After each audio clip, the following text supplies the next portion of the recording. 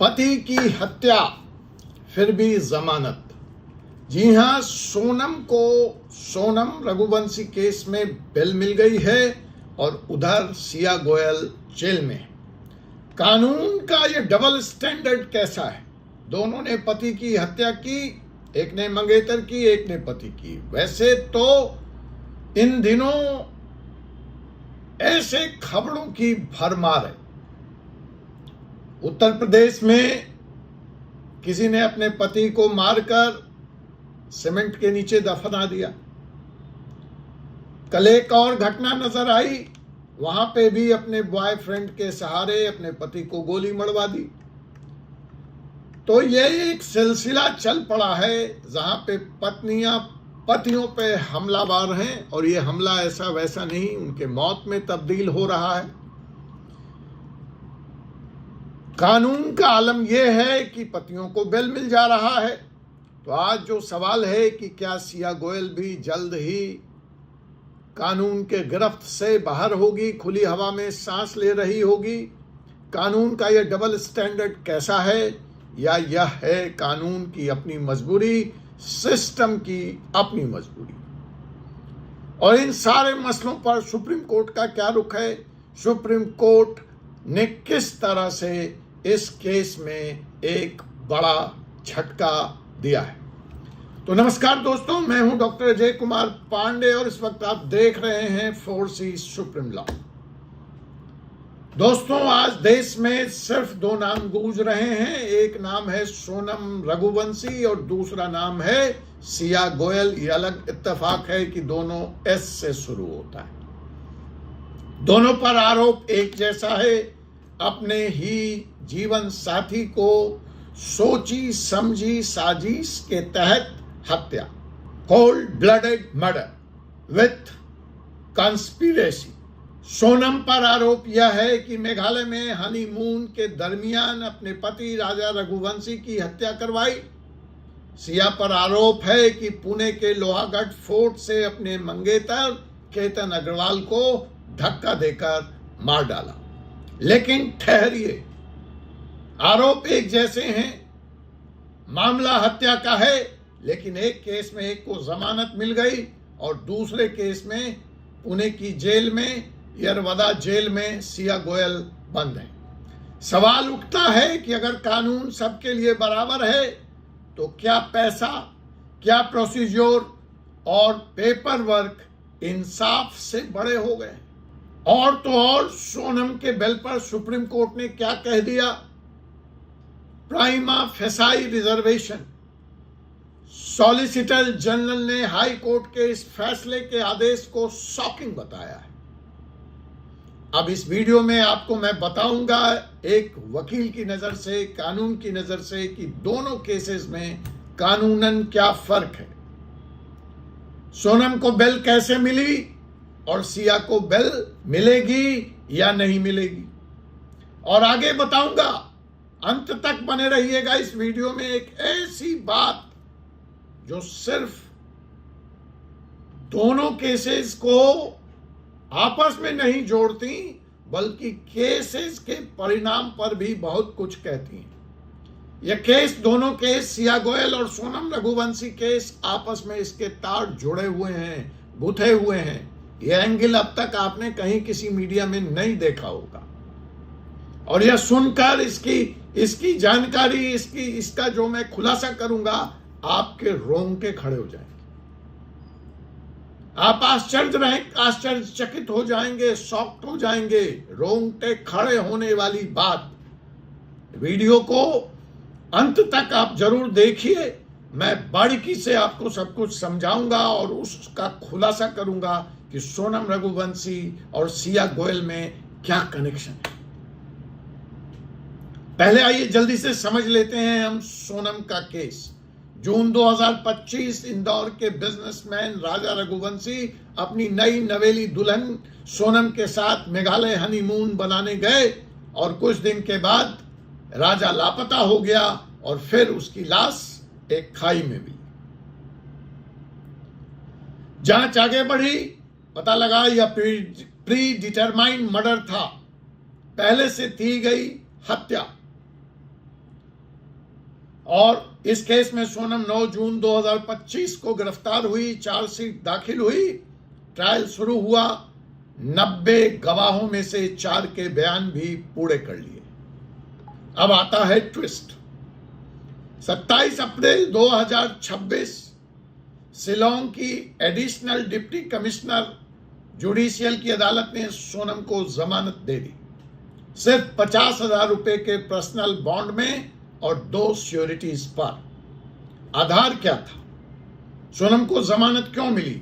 इसको जानना आपके लिए आवश्यक है, क्योंकि इसी से जुड़ा है सिया गोयल के को जमानत मिलेगी या जमानत नहीं मिलेगी का कानूनी ग्राउंड, का कानूनी विश्लेषण। तो सोनम को जो गिरफ्तारी दी गई उसमें प्रोसीडियर लैप्सेस को आधार बनाया गया, यानी अरेस्ट की प्रक्रिया पुलिस ने ठीक ढंग से पूरी नहीं की। दूसरा, सोनम 10 महीने से ज्यादा कस्टडी में है। और तीसरा, सप्लीमेंट्री चार्जशीट आने की वजह से ट्रायल अटक गया है। और स्पीडी ट्रायल तो हर आदमी का, हर आरोपी का कानूनी अधिकार है। तो फिलहाल मामला मेरिट पर नहीं गया और जमानत में मेरिट देखी भी नहीं जाती। प्रोसीड्यूरल खामियों की वजह से बीएनएस की सेक्शन 430 का सहारा लिया गया और सोनम जेल से बाहर है। मामला चैलेंज हुआ। मेघालय हाई कोर्ट ने भी निचली अदालत के फैसले को बरकरार रखा। मामला आगे सुप्रीम कोर्ट में आया 3 जुलाई 2026 को। सुप्रीम कोर्ट ने हाई कोर्ट की फैसले पर रोक लगा दी। सॉलिसिटर जनरल तुषार मेहता ने कोर्ट में कहा कि कोर्ट का यह आदेश शॉकिंग है। यह फैसला देते वक्त प्रोसिक्यूशन के अहम मुद्दों को नजरअंदाज किया गया। उन्होंने सुप्रीम कोर्ट को यह भी बताने की कोशिश की या बताया कि सोनम की पहली एप्लीकेशन खारिज हो चुकी थी और कोर्ट ने prima facie risk of flight, फरार होने की आशंका को माना था और प्राइमा फेसाई केस बनता है, इसको भी माना था। इसलिए उसको जमानत नहीं मिलनी चाहिए। देखिए, यहां पे एक चीज समझिए, सुप्रीम कोर्ट ने सोनम को स्टे दिया है, बेल के फैसले पर स्टे दिया है, कैंसिल नहीं किया है। स्टे का मतलब जेल वापस जाना नहीं होता। सुप्रीम कोर्ट ने अपने इस फैसले में ये बड़ी बारीक बात बता रहा हूं। चर्चा है बाजार में, बाहर सोनम को बेल मिली, बेल नहीं मिली। जो बेल का आदेश है उसको कैंसिल करने से मना कर दिया, उसको स्टे कर दिया है। ऑर्डर पर स्टे और बेल कैंसिल दोनों अलग अलग बातें हैं। एक बार आरोपी अगर रिहा हो गया तो उसको वापस कस्टडी में भेजने के लिए अलग कानूनी प्रक्रिया होती है। तो फिलहाल सोनम बाहर हैं शिलोंग में। अब आते हैं सिया गोयल, पुणे ले चलते हैं शिलोंग से आपको, दोनों नाम एस से। देखिए क्या इत्तेफाक है। तो साहब 18 जून 2026 आपको पता है लोहागढ़ फोर्ट 25 साल के real estate business tycoon Ketan Agarwal को पहाड़ से गिरकर मौत होती है। पहले लगा यह हादसा है, फोटो खींचते वक्त पैर फिसल गया, लेकिन पुलिस की जांच ने पूरी कहानी पलट दी और उस कहानी में यह निकल कर आया कि सिया गोयल ने पहले भी अपने पति मंगेतर केतन अग्रवाल को मारने की कोशिश की थी। उसमें वह असफल रही, लेकिन दूसरे प्रयास में वह सफल हो गई और फोर्ट पर ले गई अपने बर्थडे से 1 दिन पहले और अंततः उसको मार डाला। पुलिस के पास सबूतों की लंबी फेहरिस्त है, मैं उसकी चर्चा नहीं कर रहा, लेकिन जो कॉमन है दोनों केस में वह यह है कि दोनों ही केस में बीएनएस की सेक्शन 103 हत्या और सेक्शन 61 सबसेक्शन 2 यानी आपराधिक साजिश लगी। अब इस 2 सेक्शन में सोनम बाहर हैं, सिया फिलहाल जेल के अंदर है। दोनों ही केस में दूसरा जो साम्य है कि दोनों ही लड़कियों ने लाई डिटेक्शन टेस्ट देने से मना कर दिया, पॉलीग्राफी लाई डिटेक्टर टेस्ट देने से इनकार कर दिया, और यह टेस्ट जब तक हामी न बढ़ी जाए तब तक नहीं हो सकता। ये तो साम्य की बात हुई। अब दोनों केस में फर्क क्या है, जिसके आधार पर मैं बताऊंगा कि सिया गोयल को इसी ग्राउंड पे बेल मिलेगी या नहीं मिलेगी।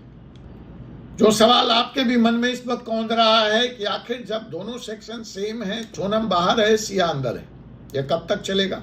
फर्क है, सोनम क्यों बाहर है और सिया क्यों अंदर है। वह फर्क सेक्शन का नहीं है, वह फर्क स्टेज का है। पहला फर्क, सोनम ने अपने जेब बेल के पिटीशन में जो ग्राउंड पेश किया वह है 10 महीने की जेल कस्टडी। चार्जशीट आ चुकी है, ट्रायल अटका पड़ा है।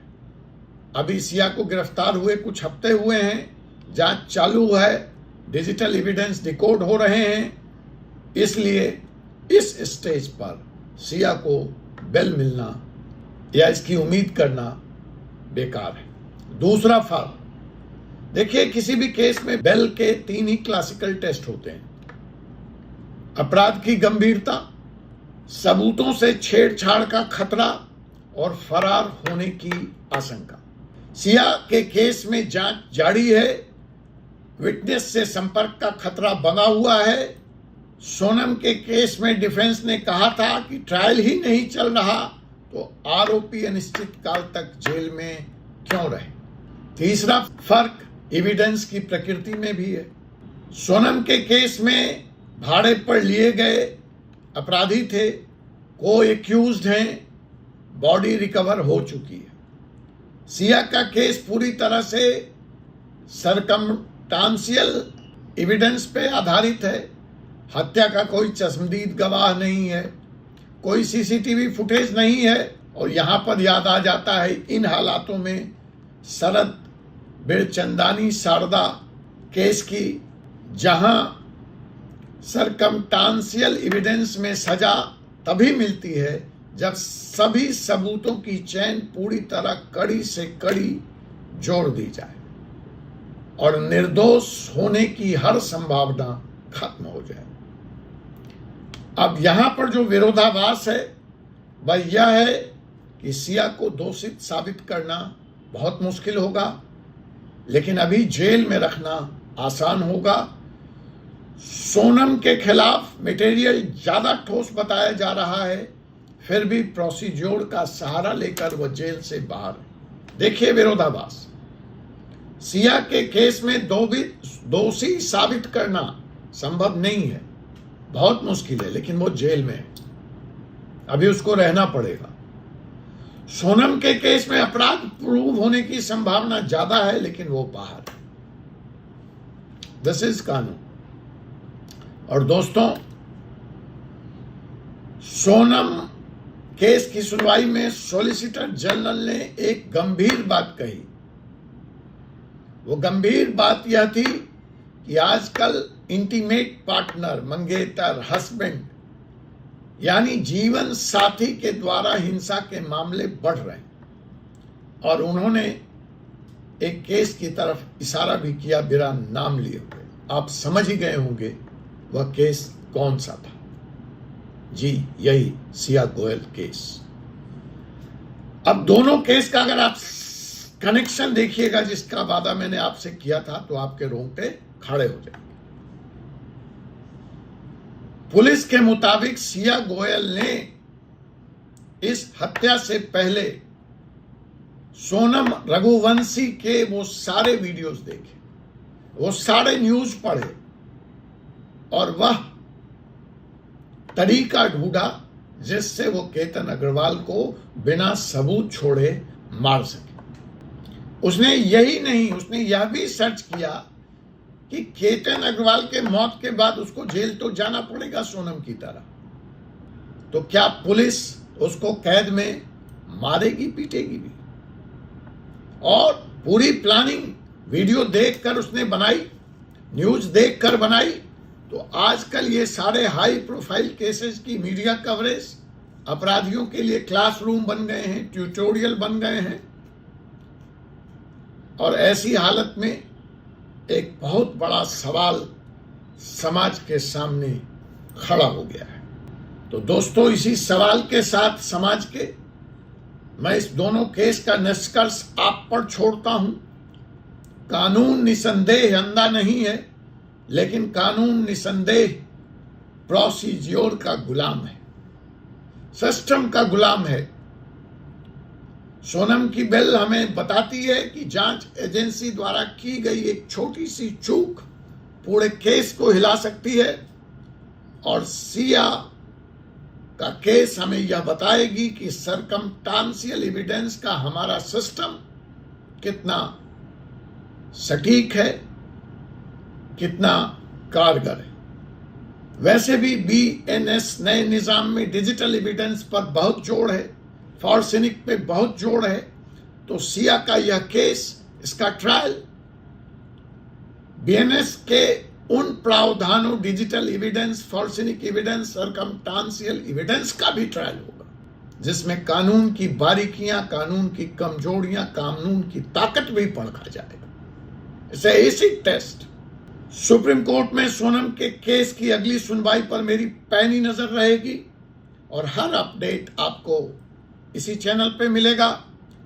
आपकी राय क्या है इस पूरे मामले में, यह जानना बहुत आवश्यक है। क्या सोनम की बेल कैंसिल होनी चाहिए? कमेंट में जरूर बताइए। बेल कैंसिल, बेल सही, दोनों में से एक शब्द लिखिए। बेल कैंसिल, बेल सही। वीडियो अच्छी लगी हो तो लाइक कीजिए, शेयर कीजिए, और चैनल को सब्सक्राइब करके बेल आइकन बटन को दबाना मत भूलिए, क्योंकि कानून की जानकारी ही आपकी सबसे बड़ी ताकत है। मैं हूं doctor Ajay Kumar Pandey, supreme court of India से, और आप देख रहे थे 4C सुप्रीम लॉ पार्टनर। आपसे पुनः मुलाकात होगी एक ऐसे विषय के साथ अगले एपिसोड में। तब तक के लिए मुझे अनुमति दीजिए।